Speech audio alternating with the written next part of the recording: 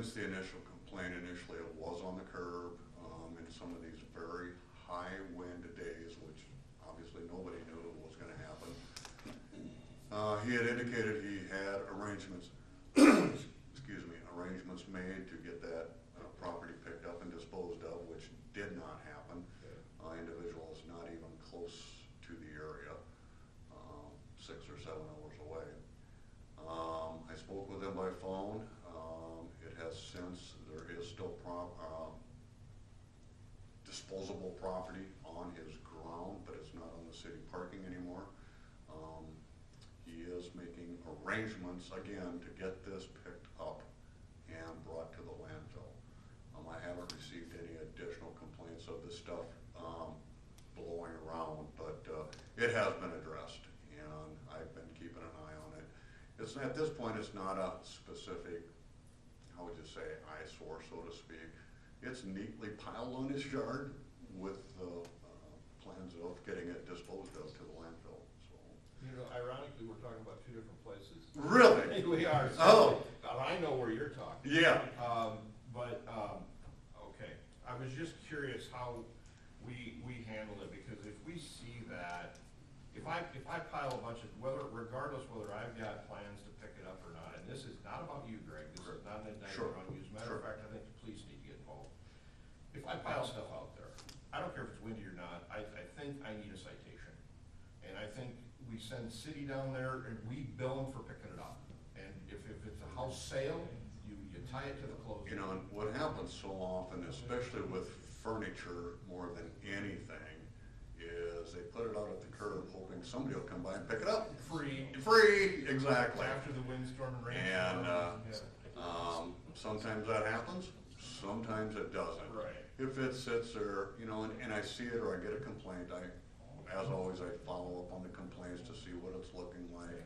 And I guess I use my best judgment. I'll give them a day or two to have somebody come pick it up and remove it. If I don't see it gone, I make a phone call or a letter or something to address it, you know, like, let's get this removed. Yeah, I just wanna know that it's being addressed, It's, because anytime I get a complaint, I follow up on it. if So. it ends up in the next neighborhood, Correct. it's just not fair. Correct. It's just not right. So, No, okay, as long I as agree. we've got something in place, good No, enough. no, Thank you. I follow up on it. That's it, Dick. Can I answer your question?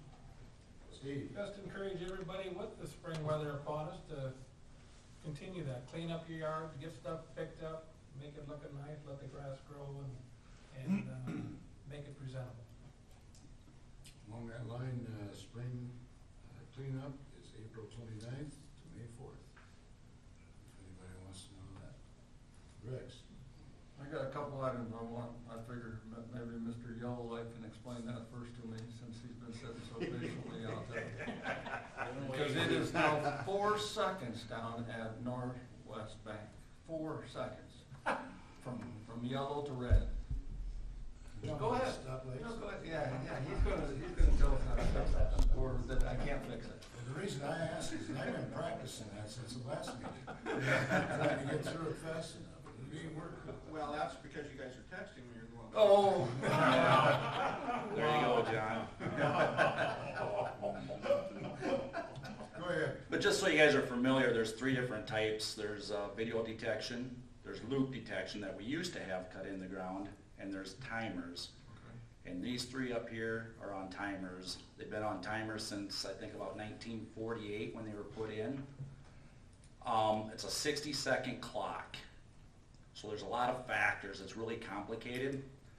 Your minimum yellow has to be 2.7 seconds. That's probably about what that is. This yellow is 3 seconds. They got it set. So just so everybody knows, these lights have been this way for about 39 years. This time, just so we know that the timing is the same for the last 39 years. But it's funny because when we talked about possibly removing some, I did some research, but back in 1952 here on the front page of the Sentinel, they had the same complaint. So, but it's interesting to read up, but back then they only had a 40-second cycle, and now we're up to a 60-second cycle. So you talk about like Business 75 on video detection. When you're going down, and you really see it at night, like at 3 o'clock in the morning if you're driving, the main highway is your main part. So if there is no oncoming traffic pulling up there, those lights go into a green rest. Right. So they stay green until somebody pulls up to let that traffic flow a little better. Yeah. Down here, you don't have that option. It changes every 30 seconds. And you got your don't walks figured in there, your walks turn on with your green.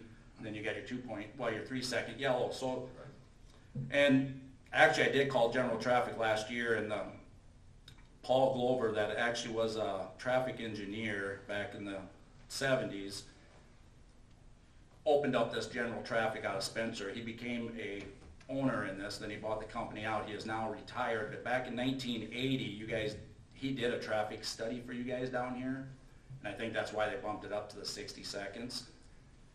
But what they're telling me right now is, with everything going on, I mean, the technology, the gadgets in these new vehicles, people not paying attention, they figure the average person from a red light, when it turns green, should take 3 seconds to take off. Well, you already lost that 3 seconds out of that 27 seconds.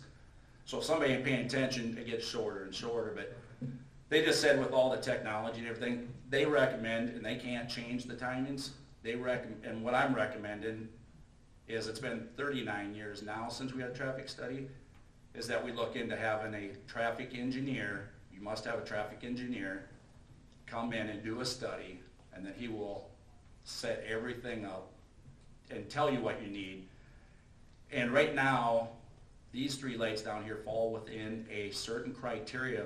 If according to the MUTCD manual, they have to stay coordinated, especially with Highway 3 having the state, that's considered main. But right now, your cycles are split in half. All streets get the same as the main highway, but So they are cycled. they are cycled. And I kind of remember back when we put these GPSs, even back on the older cabinets when I first started, but each of these 3 cabinets have a GPS box in there. At midnight, the clocks on the controllers, it sets them all back to try to get them exactly at 12 o'clock. But like if you're going from Pizza Ranch down to Sherwin-Williams, you're gonna see there's about 2.7 seconds between the green, and there's a little difference there, but it's not perfect. The only other way you could do it is you'd have to bore a new pipe underground, run hardwire, and directly hook them up. That's not. And you said we Yeah. can't change it unless we have this study done? You need to, yes, because there's so many factors. It considers the width of the road, how long it takes a person to get across, because your don't walks and your walks, Yeah. all that is a factor. And they were telling me up there, even if you change it 2 or 3 seconds, you can have a worse mess than what you got now. Okay. Yeah, and Rex is right, they are quick. Yeah, they are.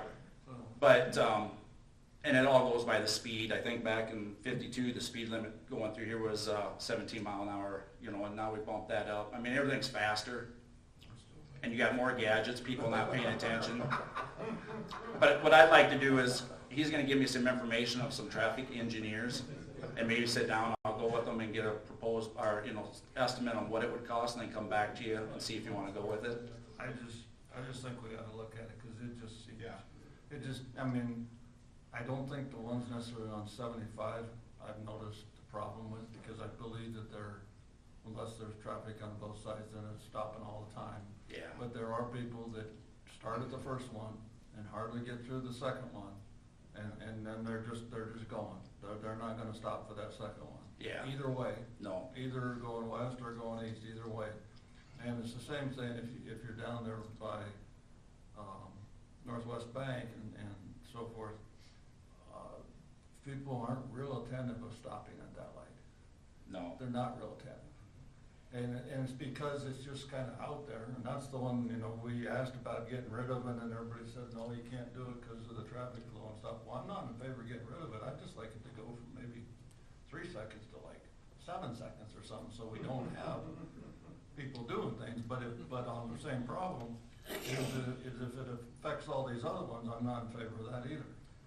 But I do notice, Rex, in some cities, they have a long yellow and people become dependent on that. I know. Where I can easily make it. And maybe that's what I've seen, is whether it's Sioux City or Sioux Falls or Omaha, most of those are 20-second yellows or something. Well, and like Sioux Falls, it kind of goes by population and the amount of people and the traffic, and that's why they do a traffic study. But they were telling me, like up Sioux Falls, some of those green lights are 2 minutes long, but they got a lot more cars to get through there at one time. I know in Dubuque, there's 13 lights when you're traveling through Dubuque from the east side to the west side, there's 13 lights.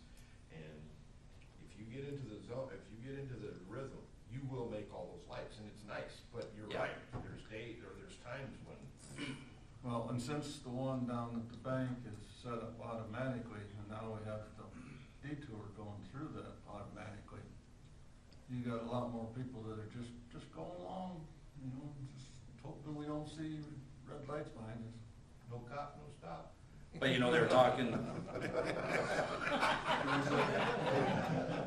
I didn't say that, that's the gentleman over at We got two boys sitting back there listening. My question has to do with, is a little different on Fourth Street and, Business 75, the left turn green arrow. Is that done by the number of cars that park there? Does that determine the length of that light? yes, it has to have a minimum of 3 cars sitting in that lane, whether they're going straight or turning, to give you a green arrow. But the length of green, is that? Yeah, they got it set according to whatever the standard is. It seems like if you got somebody sitting up there playing with their electronics, you're lucky to get one car through there sometimes. And there you go again, we can't fix what people do, we might be able to improve it, but you got so many more gadgets, phones, people not paying attention, you know. A traffic study would look at that also, right? Not that one, it'd just be paid to do these up here, that'd be something separate, but I would like it to be done, because there's certain times of the day when there's a lot of left turns there. And usually in the morning before school, I see a lot of kids come down 75 and turn that way. You can't get, maybe 2 cars through at best. Yep. If that first guy don't take off right away, you're lucky to get a couple cars in It there. takes me a little while to honk at them. Yeah, What's a study like that cost? I have no The clue. reason I'm saying this is because less than 2 years ago, we're looking at taking these lights out, and now we think, we would even consider a study. I mean, the Iowa Lakes has a 4-way stop that does how much traffic, and they don't have problems in that corner. There's 4-way stops all over this country that have a lot more traffic, and so to do a study would be, in my opinion, ridiculous. I didn't know we were taking them out. No, we're not, but we looked at taking them out, and now we're saying we should do a study to time them? I just think we should figure out how much it costs. Yeah. And then we can We'll see debate a it. number. And I guess I just brought it Okay. up because it just looked like it was it was shorter than I have been accustomed to. And at 2.7, I would say that's a short yellow light. Sure. Yep, I thought they were set at minimum, but they were just down here last week and they're set at 3 So I seconds. think you just investigate what the potential cost would be, and we can sit there and maybe not do it, but, I agree. but at least know that we're looking into it. But I appreciate all that information that I really didn't know. Thanks a lot, Scott. Yeah, it's more complicated than what you Yeah, really know about. You dug into that and explained it real well. Yep. Good response. Thank you. And just an update, they're hoping to be paving down here on this intersection Monday. And I just got, As in the next Monday after this one? no, this Monday coming up, Okay. hopefully, so what is it, 22nd? Yep. But anyway, I just got a phone call from Matt Vanderpool, and I'm hoping to have them on that other intersection by May 6th. Wow. Within a Okay. week, hopefully a week after we open that up. Cool. I got Matt committed to come up and get started on that On the intersection. Clem one? Yep. On the Clem one? Yep. Okay. Still got quite a hole there. The intersection that they're gonna pave, is the state gonna paint the crosswalks in that, or will that fall back on us? I would think. There was only crosswalks going, well, yeah, on that, they'll probably repaint those on their parks, they gotta repaint the turning lanes and everything, I yeah. would hope that they would, yeah. Yeah, they'll repaint all that, Okay. they should, I'll talk to them, make sure, but they gotta paint the turning lanes and everything in there, so, There's a lot of people use those crosswalks down there. yeah. The 2 lanes on 75 that are still open, will that be redone too, or? is No, they will not touch that, yep, they're just going out into that Okay, outer lane there just a little bit to Okay. tie in, they're actually gonna take that dip out So talk about people flying through yellows, watch it, because you know what I mean, it's gonna be a smoother transaction through there now, so. Thanks a lot, Scott. Thank you. Okay. Richard, you have another one? Yeah, I need to update the council and the public, because, the state legislature, in their infinite wisdom to make some people happy and some people upset, is trying to figure out a property tax reform legislation right now. And, property tax reform would allow only a 2% growth per year in property tax bills, regardless of whether you have major improvements or new industries coming into the city, whether you had needs for fire trucks, whether you had needs for police buildings or fire buildings. So a lot of, and so we've been working with it and got Bev to communicate with the Iowa League of Cities and tried to ask how they even calculate this number. And I'm not sure that she can still calculate it, right? It's a spreadsheet. It's 27 pages long, a spreadsheet. They really don't know how to calculate it, okay? Which is kind of scary. So that's what the House is doing. And the House has a bunch of amendments to that bill, and they're trying to get it done because they're afraid that all their constituents would be happy if they would lower property taxes across the state. So they just want to basically tell us how to do taxing. So being the kind person that I am, I made a phone call to Randy Feenstra to voice my concerns because the Senate's doing one bill. And then I had a nice long conversation with Dr. Tom Jennery on the House side and asked him what the heck he was thinking when he's looking at this bill, because it seems to me like we've been sitting here every year for 28 years. I've been sitting here trying to come up with the right bill. We've lowered mill levies for 2 years in a row. With the assessments that just came out, we'll probably lower them again next year. And who the heck is he to tell me how to tax people in this place? If I raise the taxes enough, I'll get fired from this, and I'll be real good about that. So we had a, like I said, 15-minute conversation, mostly one-sided, mostly rather loud from my perspective, and I apologize for that to him. But he said there's a number of amendments that are coming into place. There's going to be some different bills that come out. I said, and why is the legislature trying to do this when they're already out of days and all this kind of stuff? And he said, because we haven't got nothing done the rest of the legislature, so they're trying to get something done to make them look good. And, you know, people in town got assessment increases of 8, 10, 12%. And he's saying all those people are scared that their taxes are going to go up. And I said, but that doesn't even affect them until next year. He said, I know, but there's a lot of other places in the state that are not as efficient as Lamar's is. So, Dr. Tom's going to keep me informed as these amendments come in. He is currently opposed to this bill, but he's getting lots of pushback from his other Republican colleagues that they got to do something to reduce the property tax assessments. And I said, well, why don't you just concentrate on the property tax assessments and just concentrate on what kind of mill levy the city of Lamar is going to charge?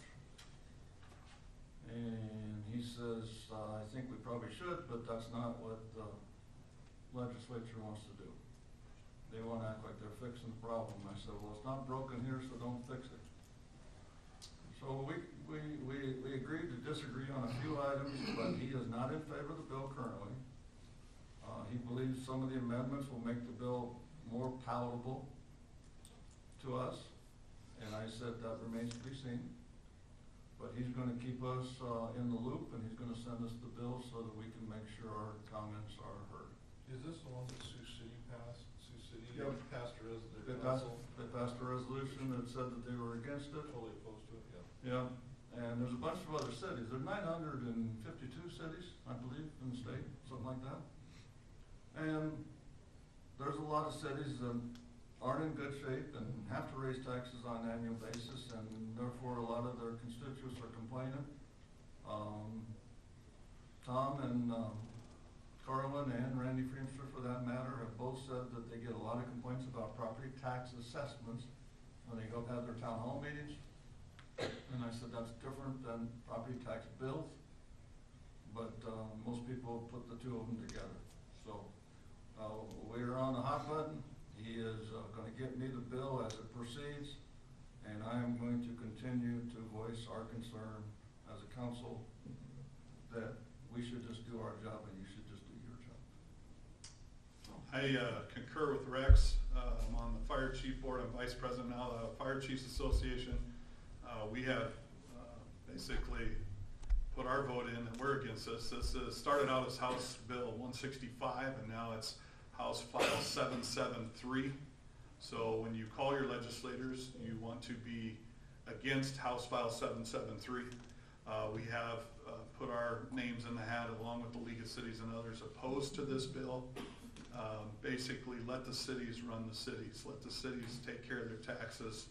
And if you want to worry about assessments, then you go worry about those, but don't loop the two together.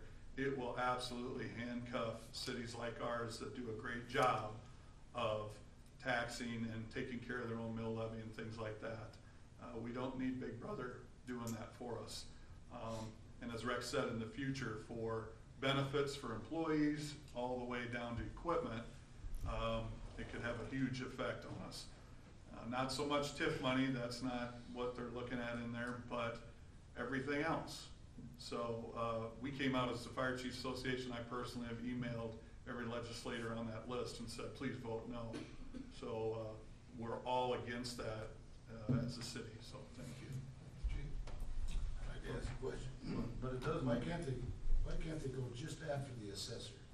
Leave the city out. Well, and I think. Because he's the one that sets the taxes. And I think they were originally going to do that, Dick, and then I think people realized the assessment was one of 3 items that gets to a property tax bill. And then they said, well, we're gonna show everybody how to minimize the property tax bill. The problem we get into down there is, you know, we are